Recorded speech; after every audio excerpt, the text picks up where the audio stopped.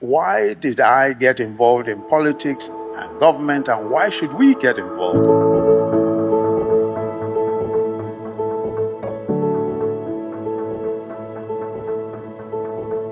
I had about 3 or 4 core reasons. The first is the burden to change things. As a lawyer, I believe strongly that our justice system in Nigeria could be reformed. I and many others were particularly concerned about delays in the trials in civil and criminal cases, making justice too expensive for many litigants and sometimes causing accused persons to spend years awaiting trial. So some of us were concerned about lack of legal representation for the poor, even for their defense in criminal cases. So we organized volunteer lawyers who would go to courts pro bono, free of charge, to defend indigent accused persons. To fight corruption, I co-founded, along with 2 others, Integrity, an anti-corruption organization. And we published a pamphlet called Scrutiny, which chronicled cases of official corruption. We held seminars, we wrote policy papers, we proposed reforms, we raised awareness. Yet it became clear to me and to many of us that pressure groups can only go so far.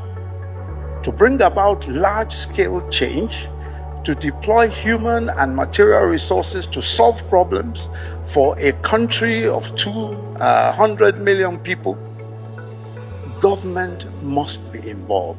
Only government has the authority, the structure, and the resources to implement reforms at scale.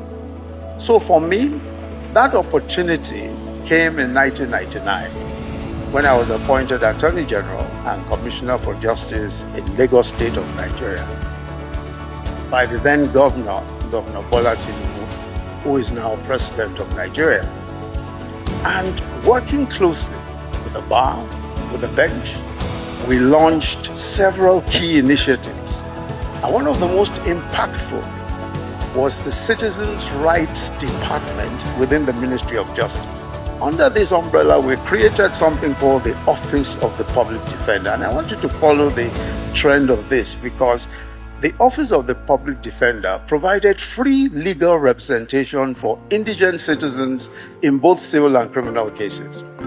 So rather than the few volunteer lawyers that we were able to raise at the time when we were functioning in the pressure groups and the human rights organizations, the Office of the Public Defender, supported by government, hired hundreds of lawyers to fight for the rights of indigent accused persons. But another significant moment for me came in 2014. The All Progressives Congress, which was the opposition party at the time, had just been formed. And 3 of us, I was of course a member of that opposition party. 3 of us, a gentleman called Professor Pat Utomi, Mr. Wale Edun, who is now the Minister of Finance and Coordinating Minister of the Economy, and I were asked to write a social investment program into the APC's manifesto at the time. Of course, I had no idea that I would be vice presidential candidate of our party, but writing the social investment policy helped us to design one of the largest social investment schemes in Africa. It included, again, a homegrown school feeding program. Then also we had the government enterprise and empowerment schemes. We had these things called trader money, farmer money and all that, giving microcredit to the informal traders. By the next year, I was nominated vice presidential candidate and we won. I had the privilege of overseeing those programs from 2016 to 2019. At their peak, we were feeding 9.6 million children daily in public schools. We had farmers, we had cooks, we were hiring over 500,000 graduates and non-graduates and providing microcredit to 2.4 million informal traders. If we had remained outside of partisan politics, the meaningful impacts that we managed to make would never have materialized. But let me leave you with this point. We must not stand aside from politics.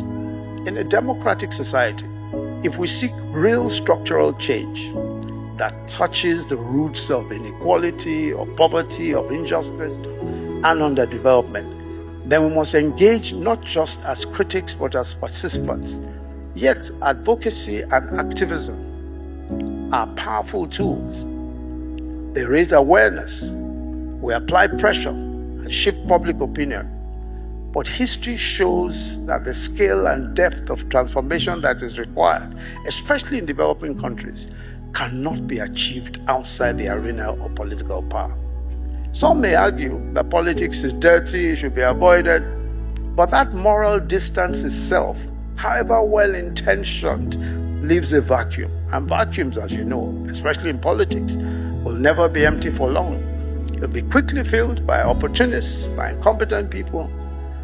And so those who have no vision for the good of the country become the leaders.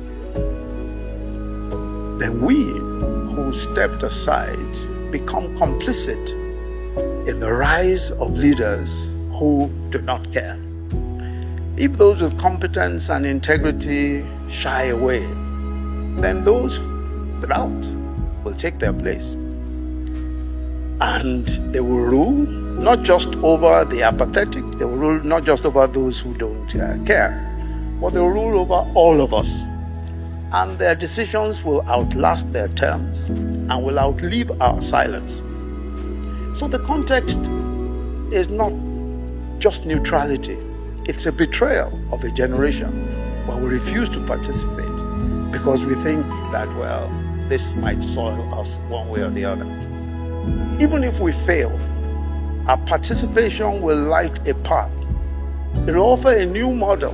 It will awaken fresh hope. Our example will plant ideas of courage, of commitment, that others will water and grow. And when that happens, what we represent, even if we couldn't succeed, will endure. Our own efforts will endure. But to refuse to participate is to drop the baton in the relay race of our society's development. We don't all have to run in the same lane, but we must all run. The Greeks had that special word for those who do not participate in politics. They were called idiotes. From that word came idiot. I have no desire to disrespect anyone, but the Greeks were very wise people. Thank you very much.